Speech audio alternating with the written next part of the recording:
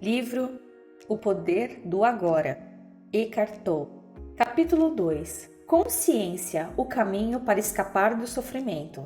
Não crie mais sofrimento no presente. Ninguém tem uma vida livre de sofrimento e mágoa. Não é uma questão de aprender a viver com isso, em vez de tentar evitar? A maior parte do sofrimento humano é desnecessária.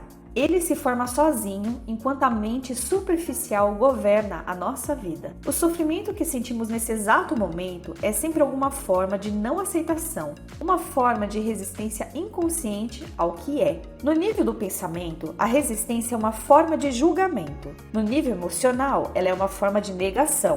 O sofrimento varia de intensidade de acordo com o nosso grau de resistência ao momento atual. E isso, por sua vez, depende da intensidade com que nos identificamos com as nossas mentes. A mente procura sempre negar e escapar do agora. Em outras palavras, quanto mais nos identificamos com as nossas mentes, mais sofremos. Ou ainda, quanto mais respeitamos e aceitamos o agora, mais nos libertamos da dor, do sofrimento e da mente. Por que a mente tem o hábito de negar ou resistir ao agora? Porque ela não consegue funcionar e permanecer no controle sem que esteja associada ao tempo, tanto o passado quanto o futuro, e assim ela vê o atemporal agora como algo ameaçador. Na verdade, o tempo e a mente são inseparáveis. Imagine a Terra sem a vida humana, habitada apenas por plantas e animais. Será que ainda haveria passado e futuro? Será que as perguntas "que horas são?" ou "que dia é hoje?" teriam algum sentido para um carvalho ou uma águia? Acho que eles ficariam intrigados e responderiam: claro que é agora. A hora é agora. O que mais existe?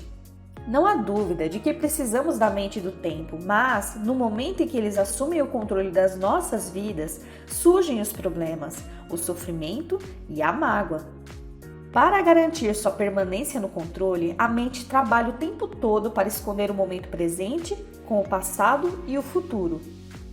Assim, a vitalidade e o infinito potencial criativo do ser, que é inseparável do agora, ficam encobertos pelo tempo e a nossa verdadeira natureza é obscurecida pela mente. Todos nós sofremos ao ignorar ou negar cada momento precioso ou reduzi-lo a um meio para alcançar algo no futuro, algo que só existe em nossas mentes, nunca na realidade. O tempo acumulado na mente humana encerra uma grande quantidade de sofrimento cuja origem está no passado. Se não quer gerar mais sofrimento para você e para os outros, não crie mais tempo. Ou pelo menos, não mais do que o necessário para lidar com os aspectos práticos da sua vida. Como deixar de criar tempo? Tendo uma profunda consciência de que o momento presente é tudo que você tem. Faça do agora o foco principal da sua vida.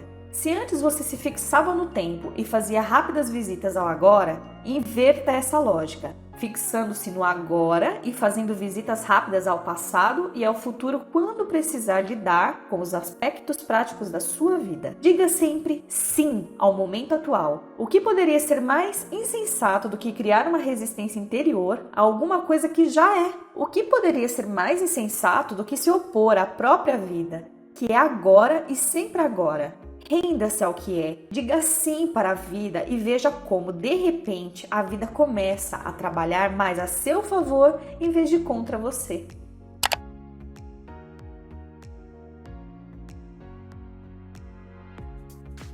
Às vezes, o momento atual é inaceitável, desagradável ou terrível. As coisas são como são. Observe como a mente julga continuamente o comportamento, atribuindo nomes às coisas. Entenda como esse processo cria sofrimento e infelicidade. Ao observarmos o mecanismo da mente, escapamos dos padrões de resistência e podemos então permitir que o momento atual exista. Isso dará a você uma prova do estado de liberdade interior, o estado da verdadeira paz interior. Veja então o que acontece e parta para a ação, caso necessário ou possível. Aceite e depois haja. O que quer que o momento atual contenha, aceite-o como uma escolha sua. Trabalhe sempre com ele, não contra. Torne-o um amigo e aliado, não seu inimigo. Isso transformará toda a sua vida como um milagre.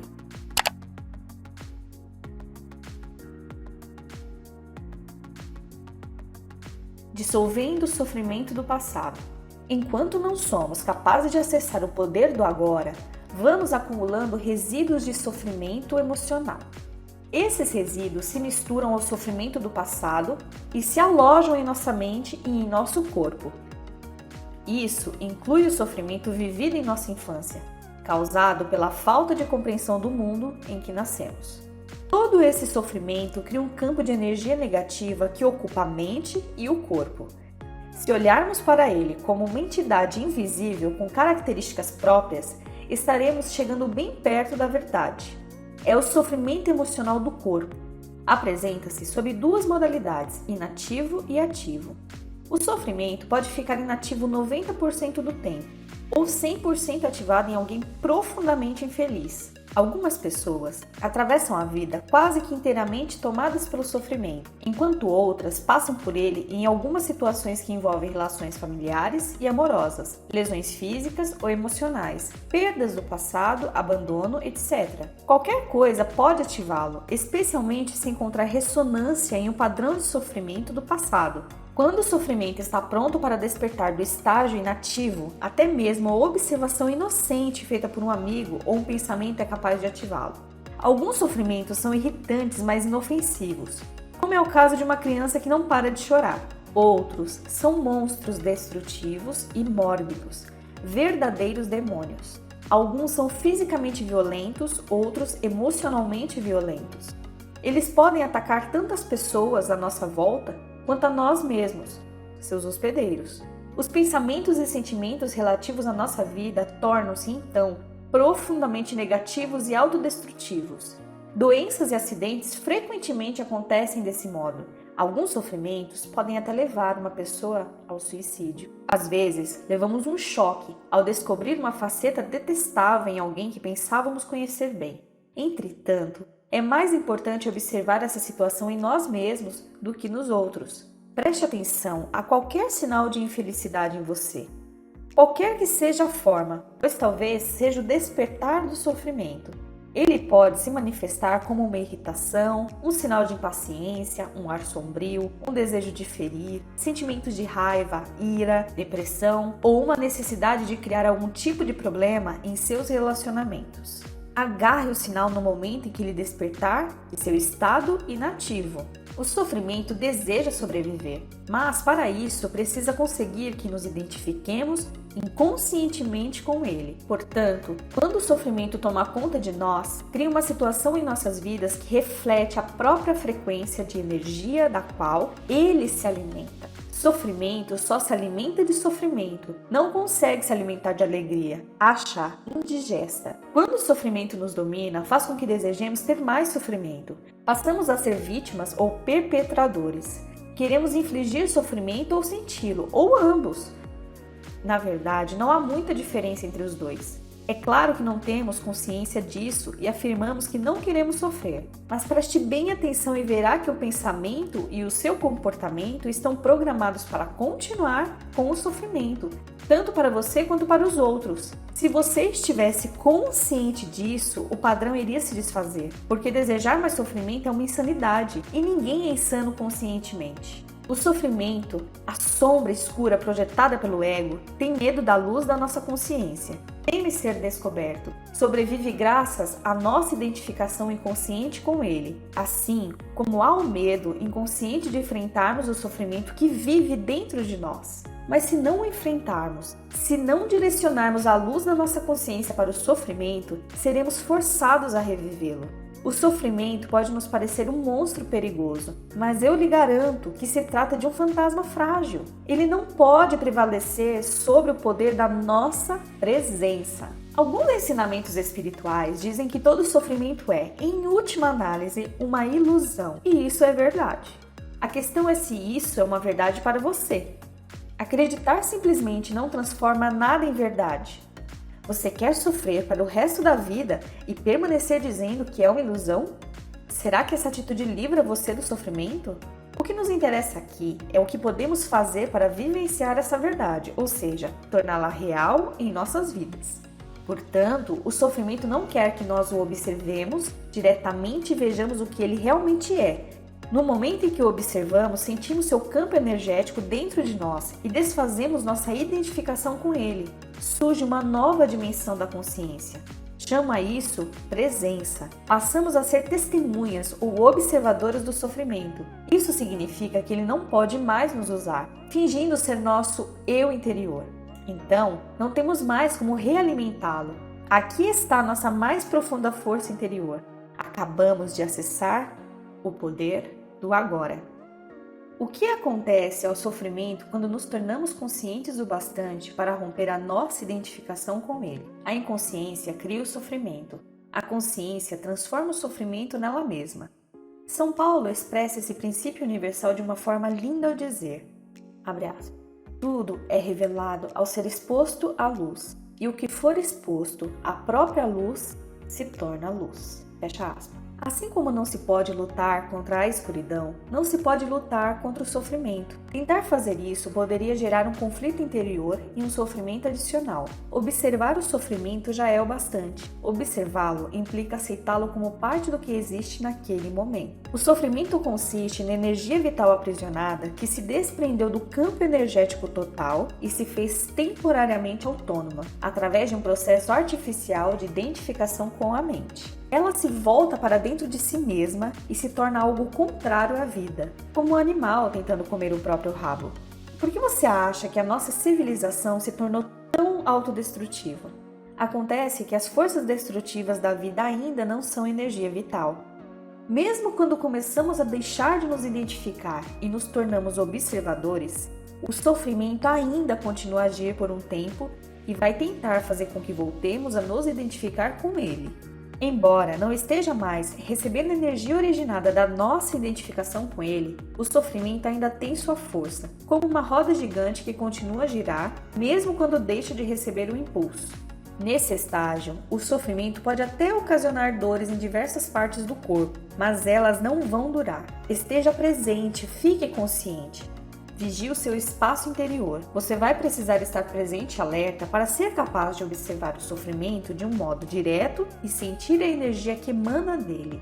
Agindo assim, o sofrimento não terá força para controlar o seu pensamento. No momento em que o seu pensamento se alinha com o campo energético do sofrimento, você está se identificando com ele e, de novo, alimentando com os seus pensamentos. Por exemplo, se a raiva é a vibração de energia que predomina no sofrimento e você alimenta esse sentimento, insistindo em pensar no que alguém fez para prejudicá-lo ou no que você vai fazer em relação a essa pessoa, é porque você já não está mais consciente e o sofrimento se tornou você. Onde existe raiva, existe sempre um sofrimento oculto. Quando você começa a entrar em um padrão mental negativo e a pensar como a vida é horrorosa, isso quer dizer que o pensamento se alinhou com o sofrimento e que você se tornou inconsciente e vulnerável ao ataque do sofrimento. Utiliza a palavra inconsciência no presente contexto para expressar uma identificação com um padrão mental ou emocional. Isso implica a ausência completa do observador.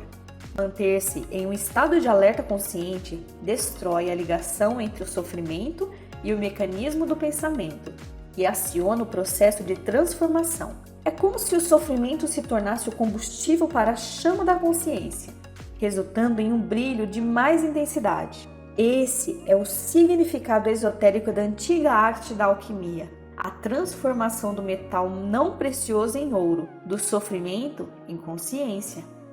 A separação interior cicatriza e você se torna inteiro outra vez. Cabe a você, então, não criar um sofrimento adicional. Resumindo o processo, concentre a atenção no sentimento dentro de você. Reconheça que é o sofrimento. Aceite que ele esteja ali. Não pense a respeito. Não permita que o sentimento se transforme em pensamento. Não julgue nem analise. Não se identifique com o sentimento. Esteja presente e observe o que está acontecendo dentro de você. Perceba não só o sofrimento emocional, mas também a presença de alguém que observa, o observador silencioso. Esse é o poder do agora, o poder da sua própria presença consciente. Veja então o que acontece.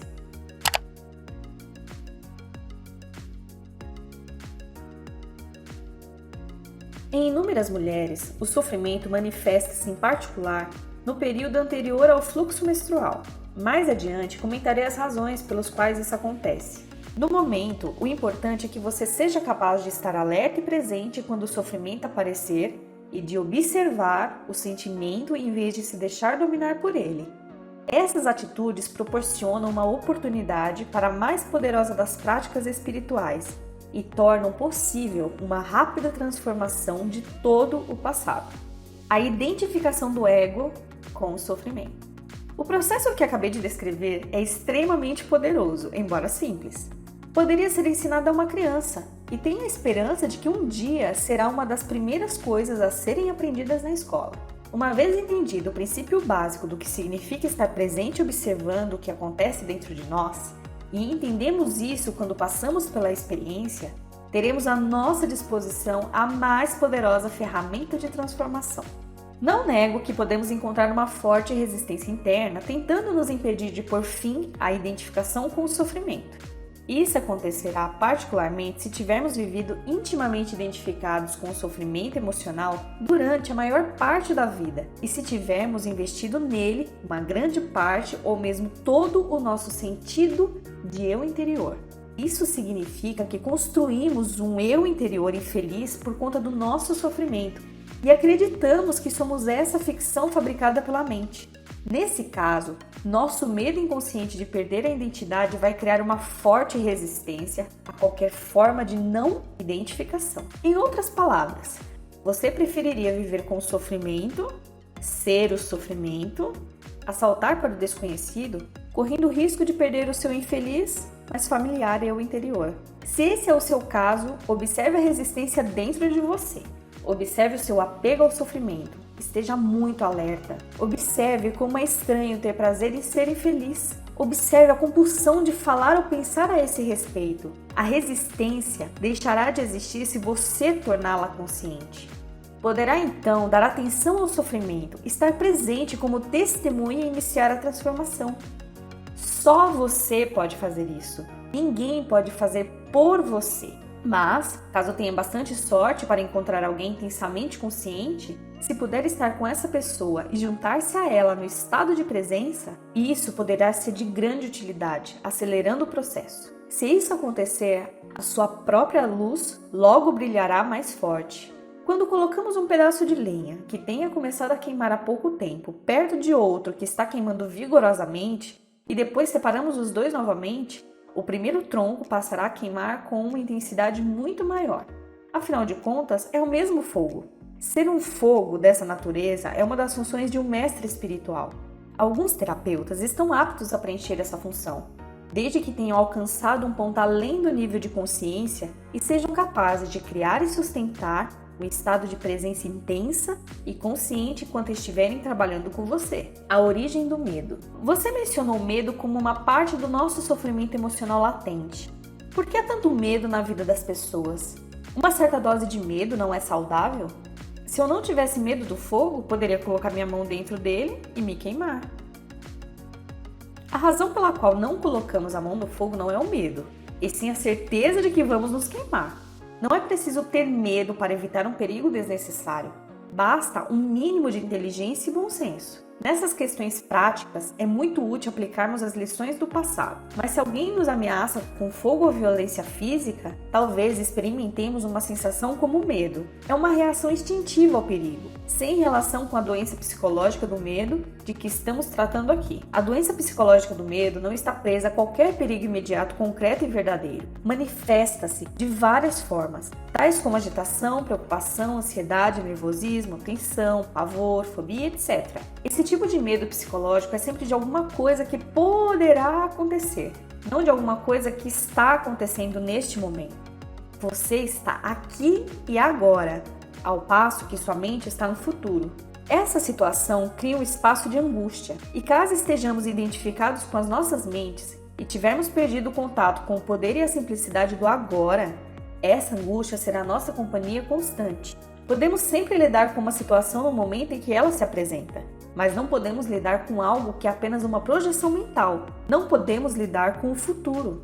Além do mais, enquanto estivermos identificados com a mente, o ego regerá as nossas vidas, como mencionei anteriormente. Por conta da sua natureza ilusória e apesar dos elaborados mecanismos de defesa, o ego é muito vulnerável e inseguro e vê a si mesmo sob constante ameaça. Esse é o caso aqui, mesmo que o ego seja muito confiante em sua forma externa. Agora, lembre-se de que uma emoção é a reação do corpo à mente. Que mensagem o corpo está recebendo permanentemente do ego, o falso eu interior construído pela mente? Perigo. Estou sob ameaça. E qual é a emoção gerada por essa mensagem permanente? Medo, é claro. O medo parece ter várias causas. Tememos perder, falhar, nos machucar, mas em última análise todos os medos se resumem em um só. O medo que o ego tem da morte e da destruição. Para o ego, a morte está bem ali na esquina, no estado de identificação com a mente. O medo da morte afeta cada aspecto da nossa vida. Por exemplo, mesmo uma coisa aparentemente trivial ou normal, como a necessidade de estar certo em um argumento e demonstrar a outra pessoa que ela está errada, defendendo a posição mental com a qual nos identificamos, acontece por causa do medo da morte. Se estivermos identificados com uma atitude mental e descobrirmos que estamos errados, nosso sentido de eu interior baseado na mente corre um sério risco de destruição. Portanto, assim como o ego, você não pode errar. Errar é morrer. Muitas guerras foram travadas por causa disso e inúmeros relacionamentos foram destruídos. Uma vez que não estejamos mais identificados com a mente, não faz a menor diferença para o nosso eu interior estarmos certos ou errados. Assim, a necessidade compulsiva e profundamente consciente de ter sempre razão, o que é uma forma de violência, vai desaparecer. Você poderá declarar de modo calmo e firme como se sente ou o que pensa a respeito de algum assunto, mas sem agressividade ou qualquer sentido de defesa. O sentido do eu interior passa a se originar de um lugar profundo e verdadeiro dentro de você, não mais de sua mente. Tenha cuidado com qualquer tipo de defesa dentro de você. Está se defendendo de quê? De uma identidade ilusória? De uma imagem em sua mente? De uma identidade fictícia? Ao trazer esse padrão à consciência, ao testemunhá-lo, você deixa de se identificar com ele. Sob a luz da sua consciência, o padrão de consciência irá se dissolver rapidamente. Esse é o fim de todos os argumentos e jogos de poder, tão prejudiciais aos relacionamentos. O poder sobre os outros é a fraqueza disfarçada de força. O verdadeiro poder é interior e está à sua disposição agora. O medo será uma companhia constante para qualquer pessoa que esteja identificada com a mente e, portanto, desconectada do seu verdadeiro poder, o eu profundo enraizado no ser. O número de pessoas que conseguirão alcançar o ponto além da mente ainda é extremamente pequeno, o que nos leva a presumir que, virtualmente, todas as pessoas que você encontra ou conhece vivem em um estado permanente de medo. Só o que varia é a intensidade. Ele flutua entre a ansiedade e o pavor numa ponta da escala e um desconfortável, vago e distante sentido de ameaça na outra. Muitas pessoas só tomam consciência disso quando o medo assume uma de suas formas mais agudas. A busca do ego pela plenitude. Um outro aspecto do sofrimento emocional é uma profunda sensação de falta, de incompletude, de não se sentir inteiro. Em algumas pessoas isso é consciente, em outras não. Quando está consciente, a pessoa tem uma sensação inquietante de que não é respeitada ou boa o bastante.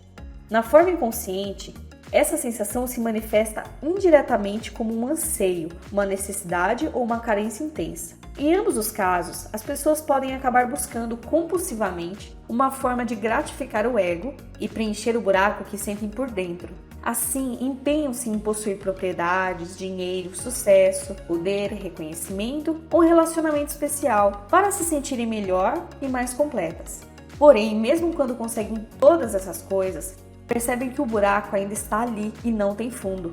As pessoas veem então que estão realmente em apuros, porque não podem mais se enganar. Na verdade, elas continuam tentando agir como antes, mas isso se torna cada vez mais difícil. Enquanto o ego dirige a nossa vida, não conseguimos nos sentir à vontade, em paz ou completos, exceto por breves períodos, quando acabamos de ter um desejo satisfeito. O ego precisa de alimento e proteção o tempo todo. Tem necessidade de se identificar com coisas externas, como propriedades, status social, trabalho, educação, aparência física, habilidades especiais, relacionamentos, história pessoal e familiar, ideais políticos e crenças religiosas. Só que nada disso é você. Levou um susto ou sentiu um enorme alívio? Mais cedo ou mais tarde você vai ter que abrir mão de todas essas coisas. Pode ser difícil de acreditar. E eu não estou aqui pedindo a você que acredite que a sua identidade não está em nenhuma dessas coisas. Você vai conhecer por si mesmo a verdade, lá no fim, quando sentir a morte se aproximar. Morte significa um despojar-se de tudo que não é você. O segredo da vida é morrer antes que você morra e descobrir que não existe morte.